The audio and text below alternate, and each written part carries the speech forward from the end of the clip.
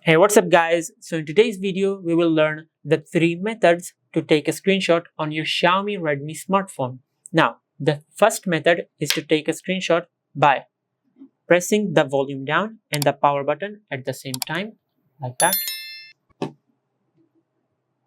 Now, as you can see, we have taken a screenshot with this method.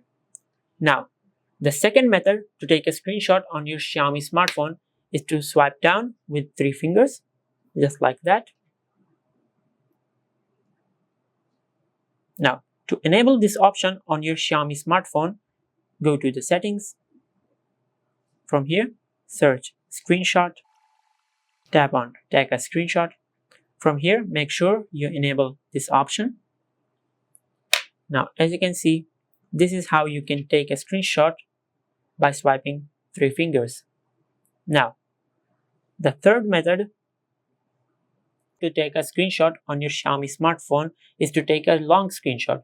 To do that, just take a screenshot. From here, tap on scroll. Now, as you can see, it will keep scrolling. Tap done when you're finished. Now, from here, you can crop your screenshot just like that. Alright, when you're finished, just tap on the finishing icon.